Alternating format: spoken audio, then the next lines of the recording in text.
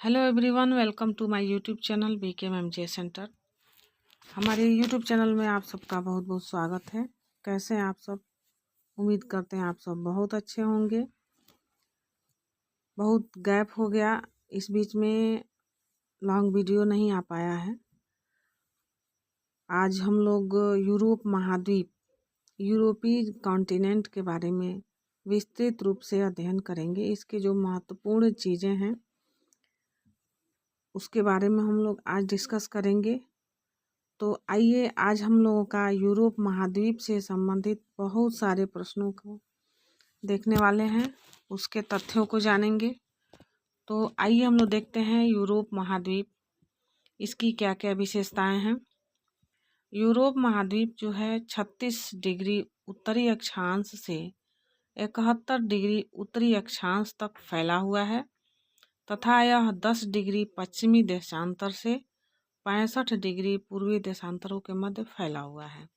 इसका मतलब है कि जो यूरोप महाद्वीप है उसका 36 डिग्री उत्तरी अक्षांश से लेकर 71 डिग्री उत्तरी अक्षांश तक तथा 10 डिग्री पश्चिमी देशांतर से 65 डिग्री पूर्वी देशांतरों के मध्य यह फैला हुआ है।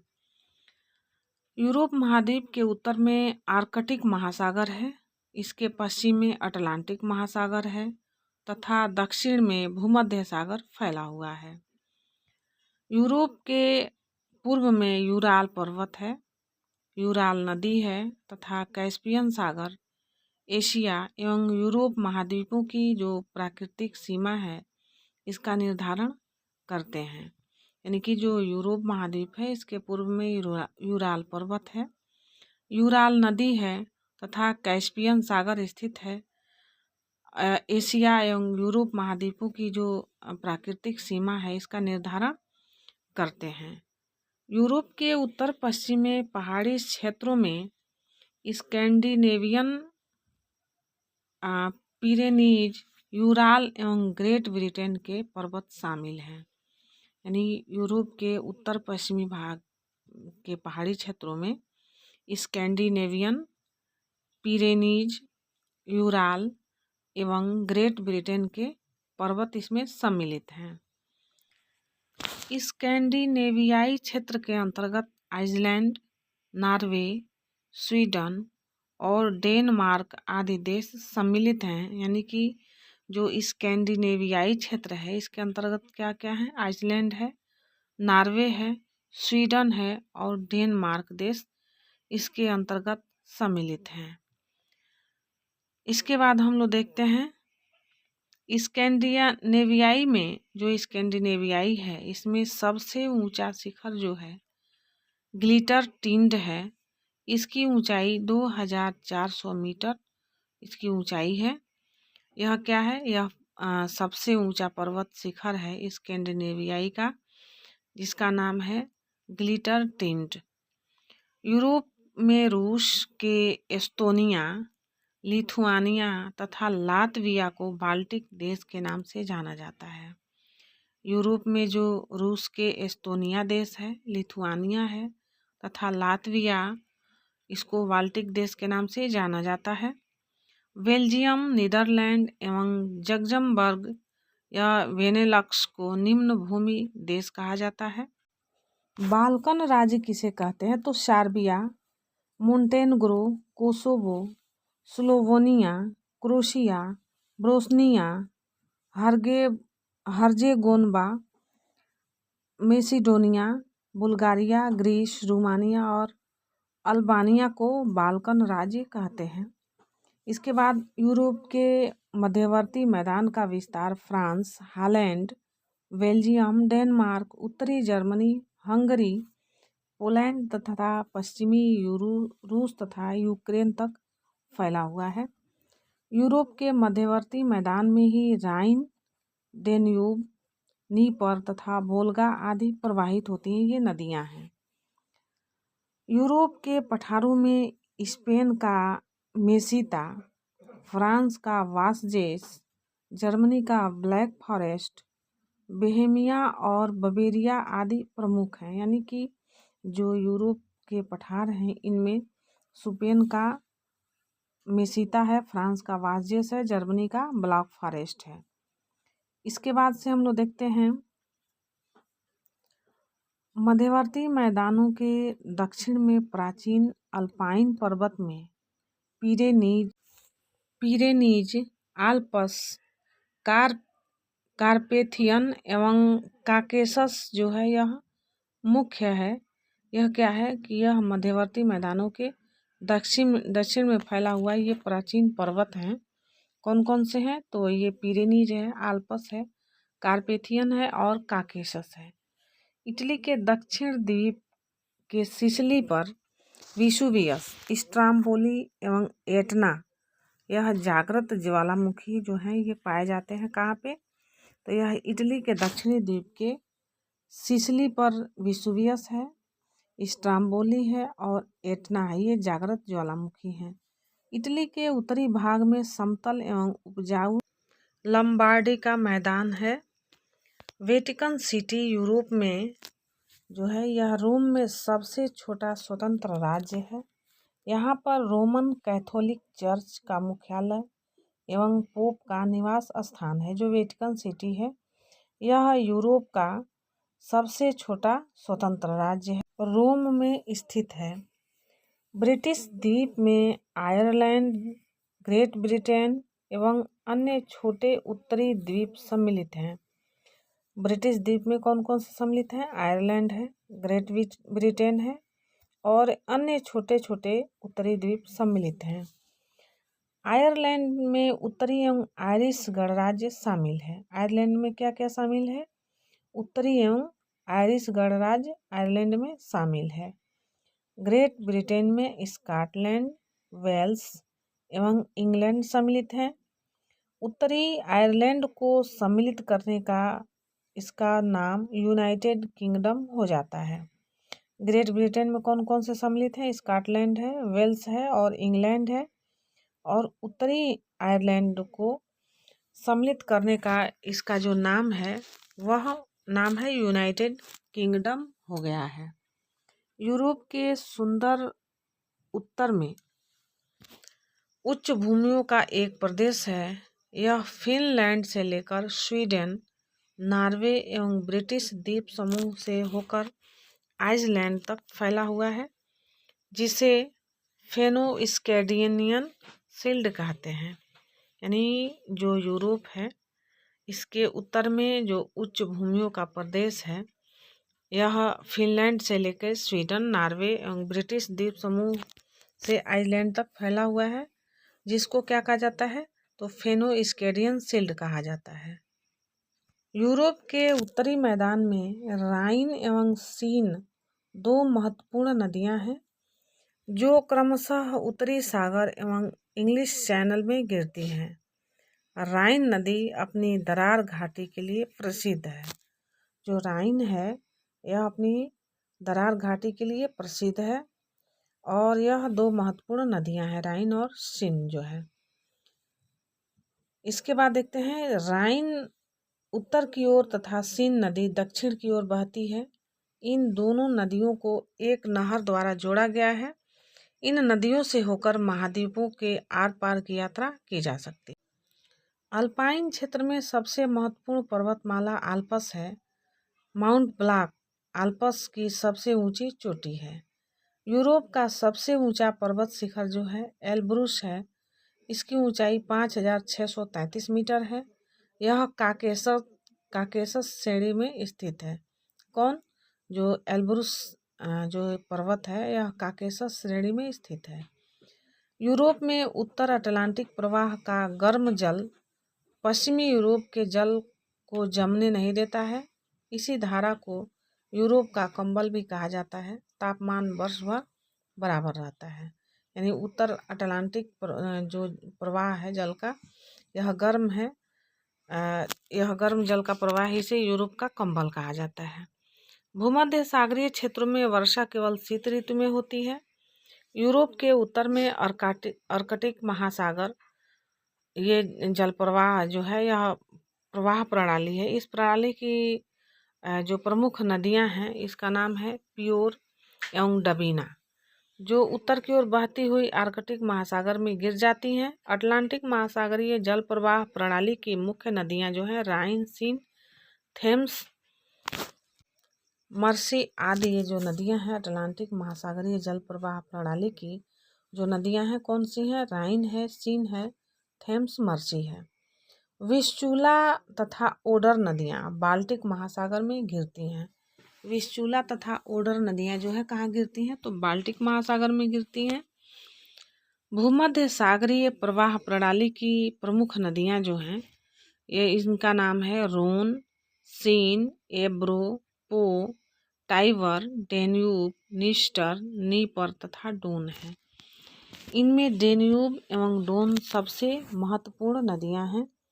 तो इनका नाम क्या क्या है एक बार हम लोग फिर देखते हैं। जो भूमध्य सागरीय प्रवाह प्रणाली की प्रमुख नदियां जो हैं ये हैं रोन, सीन, एब्रो, पो, टाइबर, डेन्यूब, निस्टर, नीपर तथा डोन है।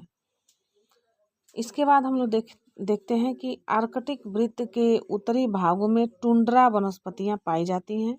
यहाँ केवल लाइकेन, काई एवं बौने पेड़ ही उगते हैं। आर्कटिक महासागर जो है यहाँ पे आर्कटिक वृत्त जो है इसके उत्तरी भाग में टुंड्रा प्रदेश पाया जाता है। इसकी वनस्पतियां जो है कौन कौन सी हैं? तो लाइकेन है, काई है और बौने पेड़ पाए जाते हैं। टुंड्रा के दक्षिण में नॉर्वे, स्वीडन, फिनलैंड तथा उत्तरी रूस तक की पट्टी को कोणधारी वन पाए जाते हैं। इसमें यूरोप के दक्षिण पूर्वी भाग में विस्तृत घास भूमियां हैं जिन्हें स्टेपीज कहा जाता है। यूरोप के दक्षिण पूर्व में इसके भाग में जो विस्तृत घास भूमि है इसे क्या कहा जाता है? तो स्टेपीज कहा जाता है। यह घास भूमि रोमानिया में डेन्यूब नदी की घाटी से लेकर पूर्व के यूक्रेन तक फैली हुई है। यूरोप के पश्चिम तथा मध्यवर्ती भागों में चौड़ी पत्ती वाले पतझड़ वन पाए जाते हैं। इनमें ओक, बीच, पॉपुलर, एश, वर्च तथा हेमलॉक आदि वृक्ष पाए जाते हैं। इनका जो विस्तार है यह Britain, Germany, France, Ireland, Holland, Poland, Belgium आदि में इसका विस्तार फैला हुआ है। यूरोप में केवल 30% क्षेत्रफल ही खेती होती है। यहाँ विश्व का 30% गेहूं उगाया जाता है। प्रमुख देश जो हैं इसके Germany, Italy, France, Britain, Spain, Hungary, Bulgaria, Yugoslavia, रूस तथा यूक्रेन है। यानी कि जो यूरोप के जो मुख्य क्षेत्र हैं, मुख्य देश हैं, ये इसमें Germany, Italy, France, Britain, Spain, Hungary, Bulgaria, Yugoslavia, रूस तथा यूक्रेन है। इसके बाद हम लोग देखते हैं कि यूरोप में जो है जौ पैदा करने का जो प्रतिशत है वह 45% है। उत्पादक देश जो है फ्रांस है, ब्रिटेन है, स्पेन है, डेनमार्क और रूस है। यहाँ पे जौ की पैदावार होती है 45% तक। यूरोप में विश्व का 90% राई जो है जिसको गरीबों का भोजन कहा जाता है, यूरोप जो है विश्व का 90% राई का उत्पादन करता है। यूरोप विश्व का लगभग 50% चुकंदर पैदा करता है। चुकंदर पैदा करने वाले देशों में रूस, Germany, France, Poland, Britain, Italy, Denmark, Holland, Sweden आदि हैं जहाँ पे चुकंदर का उत्पादन अधिकतर किया जाता है। नीदरलैंड के समुद्रों के किनारे की भूमि को सुखाकर कृषि योग्य भूमि बना लिया है जिसे पोल्डर भूमि कहा जाता है। तो यहाँ पे प्रश्न पूछा जा सकता है कि पोल्डर भूमि किसे कहा जाता है? तो नीदरलैंड के समुद्री किनारे जो हैं इनकी भूमि को सुखाकर कृषि योग्य बनाया जाता है जिसे पोल्डर भूमि कहा जाता है। यूरोप जो है फलों से जैम और जेली बनाने के लिए प्रसिद्ध है। रूस में यूक्रेन एवं यूराल क्षेत्र है। कर्च प्रायद्वीप एवं मध्यवर्ती साइबेरिया में उत्तम किस्म का लोहा निकाला जाता है। यूरोप में रूस जो है मैग्नीज का प्रधान उत्पादक देश है। मैग्नीज जो है यह यूरोप के रूस में इसका उत्पादन है। यहाँ काकेशस तथा यूक्रेन क्षेत्र में मैग्नीज उत्पन्न किया जाता है। यानी कि जो रूस का जो क्षेत्र है काकेशस यूक्रेन, यहाँ पे मैग्नीज का उत्पादन होता है। यूरोप जो है विश्व का लगभग 40% तक कोयला उत्पादन करता है। यहाँ रूस, ब्रिटेन, पोलैंड, चेकोस्लोवाकिया एवं फ्रांस प्रमुख कोयला उत्पादक देश है। यूरोप का जो यह देश है यह 40% तक कोयला का उत्पादन करता है और यह मुख्य कोयला उत्पादक देश है। यूरोप में विश्व का 17% खनिज तेल निकाला जाता है। पूरे विश्व का 17% तेल कहाँ निकाला जाता है? तो यूरोप में निकाला जाता है। यह रूस के काकेशस क्षेत्र में सबसे ज़्यादा तेल निकाला जाता है। इसके अलावा Britain, Romania, Australia, Poland, Hungary तथा फ्रांस में भी खनिज तेल निकाला जाता है। यूरोप में उपलब्ध जल शक्ति, इसमें 75% तक विकास किया गया है। यानी कि जल शक्ति का विकास यूरोप में कितना हुआ है? तो 75% है। इटली ने जल विद्युत में सबसे ज़्यादा प्रगति की है। नेपल्स नगर इटली का सबसे बड़ा जल विद्युत उत्पादन केंद्र है। यानी जो नेपल्स नगर है यह इटली का सबसे बड़ा जल विद्युत उत्पादन केंद्र है। अविभाजित सोवियत रूस विश्व का 25% इस्पात उत्पन्न करता है। रूस व यूक्रेन में मॉस्को, टूना, लेनिनग्राड, वोल्गाग्राद, कुजुनेस्ट्रक, क्रिबाया राग आदि स्थानों पर इस्पात बनाया जाता है। ब्रिटेन का लोहा इस्पात उद्योग में यूरोप में तीसरा स्थान है। यहाँ Sheffield, Birmingham, Coventry, Leeds, Dudley, Scotland में ग्लासगो, मदरवेल, कोटब्रिज और लेनार्क मुख्य केंद्र हैं। यह जो केंद्र है ब्रिटेन का लोहा उत्पादक उद्योग में, इसका स्थान जो है तीसरे नंबर पे है इन सभी देशों का, और ये मुख्य उत्पादक केंद्र हैं। एकीकृत जर्मनी का जो रूर प्रदेश है, इसकी राइन घाटी जो है यह सबसे बड़ा लोहा और इस्पात उत्पादक क्षेत्र है। यहाँ के प्रमुख केंद्र जो हैं यह किर्चेन है, ड्यूसबर है, आकेन है, एसेन एवं बोसेम है। साइलेसिया प्रदेश में ड्रेसडन एवं लिपजिंग भी प्रमुख लोहा उत्पाद नगर है। यहाँ पे प्रमुख लोहा और इस्पात का नगर जो है कौन है? साइलेसिया प्रदेश में है, ड्रेसडन है, लिपजिंग है। यह जो प्रमुख लोहा और इस्पात नगर माना जाता है। रूस के यूक्रेन में रोस्टोव, क्रिवायराग, कीव, निपोवेस्ट्रावयस्क, खारकोव एवं डोनेस्क प्रमुख लौह इस्पात उत्पादक केंद्र है। यूराल क्षेत्र का जो है चिलियाविस्क, यह जो है नीटगिल और माग्निटोगोरस्क मुख्य लोहा इस्पात केंद्र माना जाता है। ग्रेट ब्रिटेन यूरोप का सबसे बड़ा सूती वस्त्र उत्पादक देश है। ग्रेट ब्रिटेन का प्रधान सूती वस्त्र जो है ग्रेट ब्रिटेन इंग्लैंड का प्रधान सूती वस्त्र उत्पादक देश है। लंकाशायर इंग्लैंड का सूती वस्त्र उत्पादन के क्षेत्र में बड़ा क्षेत्र है। मैनचेस्टर, ओल्डहम उद्योग के दूसरे प्रमुख केंद्र हैं। यूरोप में ब्रिटेन का लीड्स एवं ब्रेडफोर्ड तथा रूस का लेनिनग्राद तथा मॉस्को विश्व प्रसिद्ध ऊनी वस्त्र उत्पादक केंद्र है। वर्तमान समय में यूरोप विश्व में सबसे अधिक शक्तिशाली जलयान का निर्माण कर रहा है। ब्रिटेन, रूस एवं फ्रांस यूरोप के प्रमुख जलयान निर्यातक ये निर्माणकर्ता देश हैं।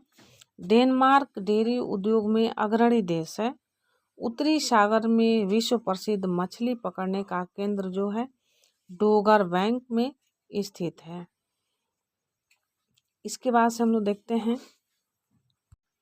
भूतपूर्व सोवियत संघ का मछली उत्पादन में यूरोप एवं विश्व में प्रथम स्थान था। यूरोप में रूस, फिनलैंड तथा नॉर्वे की जनसंख्या घनत्व जो है 10 से 25 व्यक्ति प्रति किलोमीटर है। इंग्लैंड, हॉलैंड, बेल्जियम तथा एकीकृत जर्मनी यूरोप में सबसे घनी जनसंख्या का देश है। ग्रेट ब्रिटेन का 30% व्यापार लंदन बंदरगाह से होता है। पेरिस सीन तथा मोगी नदियों के संगम तट पर स्थित है। हैम्बर्ग जो है यह जर्मनी का महत्वपूर्ण नगर तथा बंदरगाह है। यह एल्ब नदी के मुहाने पर स्थित है। लिवरपूल जो है मर्सी नदी के मुहाने पर स्थित। ग्रेट ब्रिटेन का 17% व्यापार यहाँ से होता है। यानी जो लिवरपूल है यह मर्सी नदी के मुहाने पर स्थित है और ग्रेट ब्रिटेन का व्यापार यहाँ से 17% होता है। वर्लिन स्प्री जो है इस नदी के किनारे बसा हुआ बंदरगाह है। यह विश्व का प्रसिद्ध अंतर्राष्ट्रीय हवाई अड्डा भी है। मास्को बंदरगाह जो है मास्कोवा नदी के तट पर बसा हुआ है। यह ट्रांस साइबेरियन रेलवे का जंक्शन तथा अंतर्राष्ट्रीय वायु मार्गों का केंद्र है। इसे पश्चिमी तट पर स्थित लेनिनग्राद के बंदरगाह से द्रुतगामी सेवा द्वारा जोड़ दिया जाता है। फ्रांस किसानों का देश है। यह मूलतः खाद्यान्नों पर निर्भर है। जो फ्रांस है यह किसानों का देश माना जाता है और यह मूलतः किस पर निर्भर है तो खाद्यान्नों पर निर्भर है। यूनाइटेड किंगडम तथा जर्मनी मूल रूप में औद्योगिक राष्ट्र हैं। ब्रिटिश द्वीप समूह के 2 प्रमुख द्वीप हैं, ग्रेट ब्रिटेन एवं आयरलैंड। ब्रिटिश द्वीप का सबसे बड़ा भाग यूनाइटेड किंगडम के अंतर्गत आता है। इंग्लिश चैनल इसे यूरोप की मुख्य भूमि से अलग करती है। जो इंग्लिश चैनल है यह ब्रिटिश द्वीप का जो सबसे बड़ा भाग यूनाइटेड किंगडम जो है इसके अंतर्गत आता है, जिसको इंग्लिश चैनल यूरोप की मुख्य भूमि से अलग करती है। उत्तरी सागर में पेट्रोलियम तथा प्राकृतिक गैस के विशाल निक्षेप मिले हैं। फ्रांस यूरोप का दूसरा सबसे बड़ा देश है। इसकी स्थल सीमाएं यूरोप के सबसे अधिक घने बसे एवं समृद्ध देशों की सीमाओं को छूती है। ये देश हैं कौन कौन है? बेल्जियम, जर्मनी, इटली एवं स्विट्जरलैंड है। पिरेनीज पर्वत जो है यह दक्षिणी सीमा के साथ फैला हुआ है और फ्रांस को स्पेन से अलग करता है। माउंट ब्लांक जो है यह फ्रांस का सबसे ऊंचा पर्वत शिखर है। माउंट ब्लांक यह कहाँ का सबसे ऊंचा पर्वत है? तो यह फ्रांस का सबसे ऊंचा पर्वत कौन सा है? तो उसका नाम है माउंट ब्लांक। उत्तरी सागर में पेट्रोलियम तथा प्राकृतिक गैस के विशाल निक्षेप मिले हुए हैं। फ्रांस यूरोप का दूसरा सबसे बड़ा देश है। इसकी स्थल सीमाएं यूरोप के सबसे अधिक घने बसे एवं समृद्ध देशों की सीमाओं को छूती है। ये देश कौन कौन से हैं? तो ये देश है बेल्जियम, जर्मनी, इटली और स्विट्जरलैंड। पिरेनीज पर्वत जो है दक्षिण सीमा के साथ फैला हुआ है और यह फ्रांस को स्पेन से अलग करता है। माउंट ब्लांक जो है यह फ्रांस का सबसे ऊंचा पर्वत शिखर है। फ्रांस में लौह अयस्क 90% से अधिक लॉरेन क्षेत्र से निकाला जाता है। फ्रांस की नदियां जो हैं आल्प्स, पिरेनीज तथा मध्यवर्ती पठारों से निकलती है। यह हिम के पिघलने या वर्षा के जल के कारण सदा नीरा है। फ्रांस के कुछ उद्योगों में विशिष्टता प्राप्त कर ली गई है, जैसे मशीनें, मोटर गाड़ियां, जलयान एवं वायुयान आदि हैं।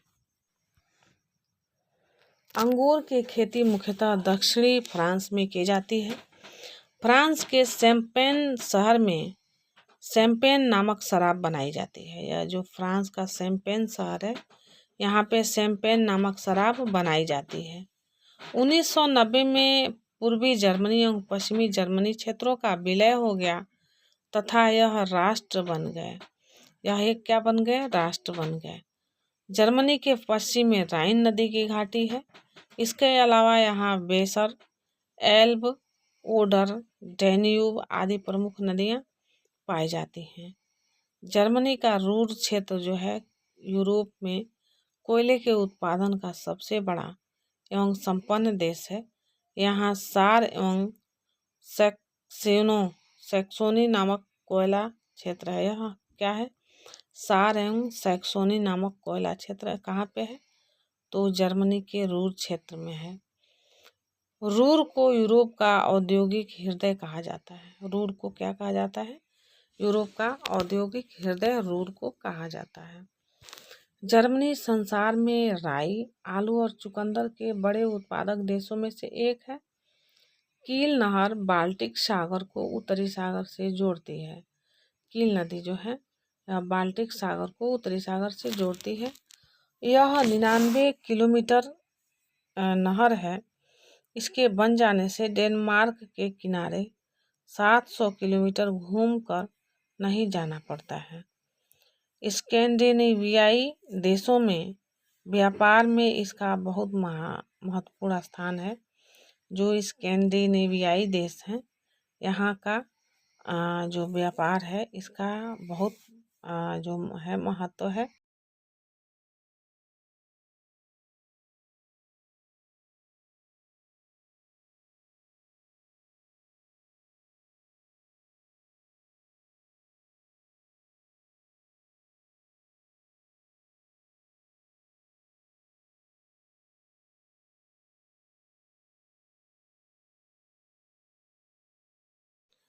बर्लिन जो है जर्मनी का सबसे बड़ा नगर एवं नदी पत्तन है। लिपजिंग तथा ड्रेसडन एल्ब नदी के किनारे पर स्थित महत्वपूर्ण नदी है। यह लिपजिंग और जो ड्रेसडन नदी ये जो नगर हैं, यह एल्ब नदी के किनारे बसे हुए बहुत महत्वपूर्ण नगर हैं। लिपजिंग सड़कों का केंद्र एवं बड़ा जंक्शन है।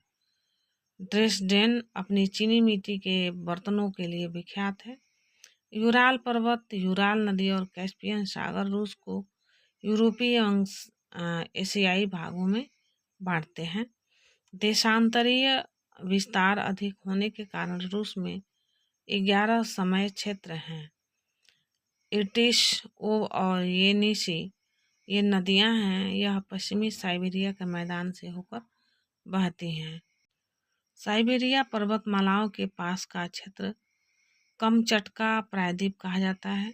यह भूकंप एवं ज्वालामुखी का क्षेत्र है। एल्ब्रुस शिखर रूस का सबसे ऊंचा पर्वत शिखर है। यह काकेशस पर्वत शिखर में स्थित है। देशांतरीय विस्तार अधिक होने के कारण रूस में 11 समय क्षेत्र हैं। इर्टिश, ओब और येनिसी नदियां पश्चिमी साइबेरिया के मैदान से होकर बहती हैं। साइबेरिया पर्वतमालाओं के पास का क्षेत्र कमचटका प्रायद्वीप कहा जाता है। यह भूकंप एवं ज्वालामुखी का क्षेत्र है। एल्ब्रुस शिखर रूस का सबसे ऊंचा पर्वत शिखर है। यह काकेशस पर्वत शिखर में स्थित है।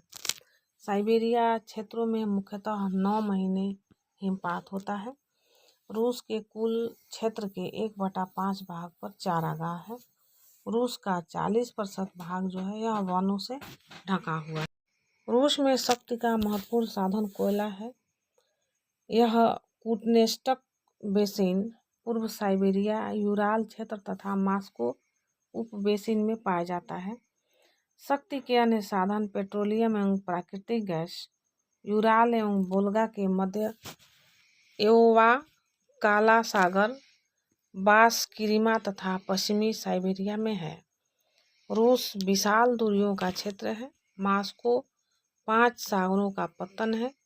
यह नगर नदियों एवं प्रदेश नहरों तथा कैस्पियन सागर, काला सागर, बाल्टिक सागर, लगोडा झील तथा श्वेत सागर के उत्तरी सागर से जुड़ा हुआ है। मुरामांस्क उत्तर ध्रुव महासागर का ऐसा पतन है। मुरामांसक जो है यह उत्तरी ध्रुव महासागर का ऐसा पतन है जो वर्ष भर हिम से मुक्त रहता है, जो व्लादिवोस्तोक को जाने वाले मार्ग पर स्थित है। मॉस्को एवं सेंट पीटर्सबर्ग में देश के राष्ट्रीय एवं अंतर्राष्ट्रीय स्तर के प्रमुख हवाई अड्डे हैं। मॉस्को देश का सबसे बड़ा नगर। तो आज हम लोगों ने यूरोपीय महाद्वीप के बारे में बहुत ही विस्तृत अध्ययन किया है। उम्मीद है आप लोगों को वीडियो अच्छा लगता है तो हमारे चैनल को सब्सक्राइब करिए, वीडियो पर लाइक कमेंट अवश्य करिए। मिलते हैं अगले वीडियो में। Thanks for watching this video. जय हिंद, वंदे मातरम।